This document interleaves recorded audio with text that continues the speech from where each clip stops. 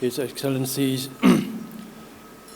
Sansai Supandon, Prime Minister of Laos PDR, Excellencies Pamijin, Prime Minister of Socialist Republic of Vietnam, Mr. Udet Suvarnawong, President of Laos National Chamber of Commerce and Industry, and Chairman of the ASEAN Business Advisory Council 2024, Excellencies, ladies and gentlemen. Today, I'm very pleased to join this networking breakfast sessions alongside Prime Ministers of Laos, PDR, and the Socialist Republic of Vietnam. First and foremost, I would like to express my appreciations to the ASEAN Business Advisory Councils for continued diligent efforts in organizing the ASEAN Business and Investment Summit, ABIS.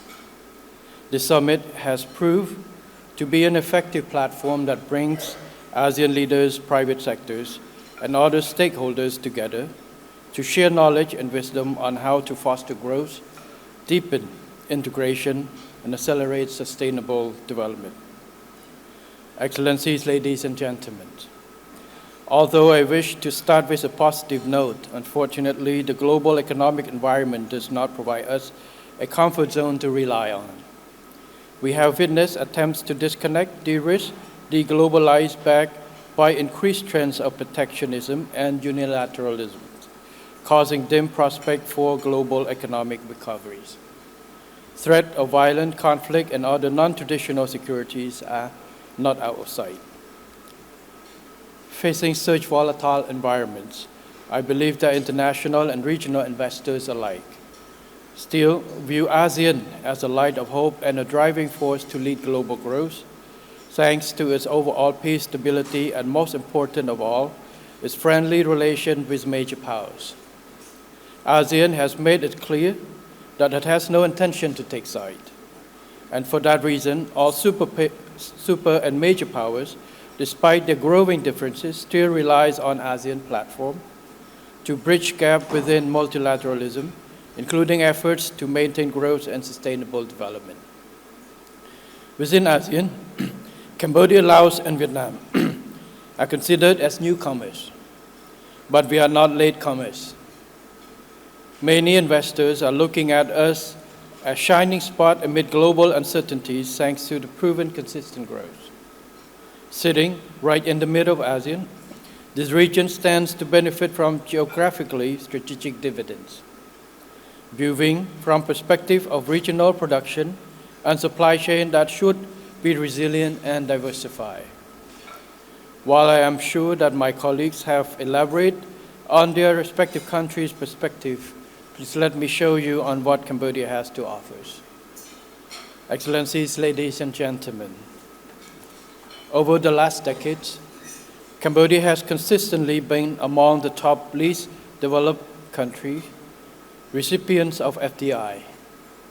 The Kingdom's inclusion in the Financial Times FDI Intelligence Standout Watch List 2024, ranking among the world's top 50 FDI destinations, further solidifies its attractiveness to global investors, and number speaks for itself.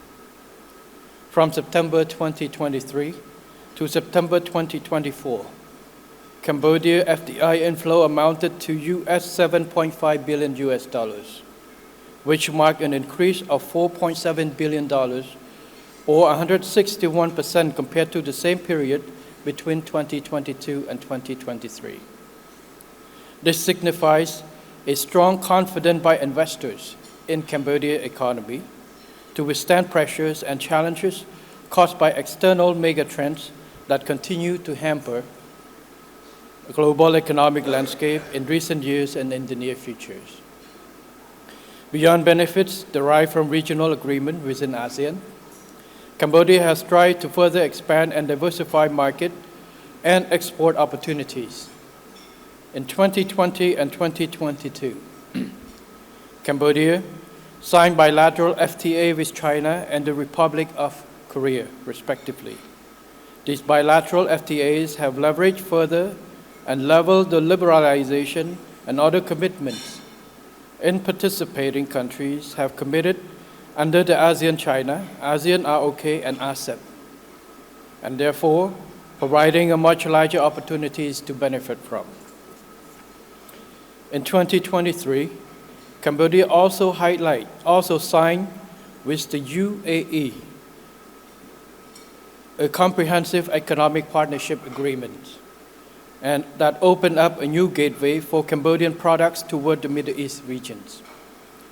It is worth to note that, beside the benefits from aforementioned agreements, Cambodia is still a benefactor from a wider duty-free, quota-free, preferential market access for least developed countries under the WTO network, which include the GSP scheme that provide at least 97% duty-free market access, namely through the EU's EBA and UK's developing countries trading scheme and other GSP schemes from China, Australia, New Zealand, Japan, Switzerland, Canada, and to name a few.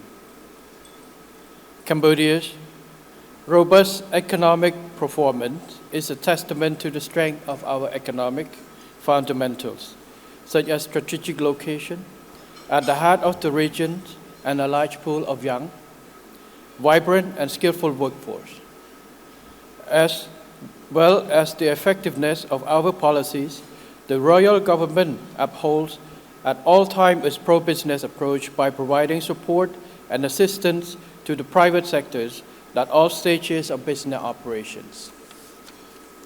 We have implemented comprehensive laws, policies, and strategies to enhance the business landscape and invested heavily in key infrastructures, access to regional market, decent job, social protections, digitalization, and sustainable environment.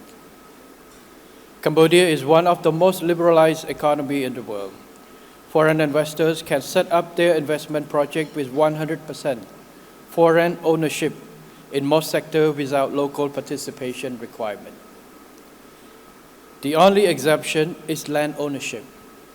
In fact, Cambodia was among the first countries in the region to open almost all sectors to foreign investments in 1994.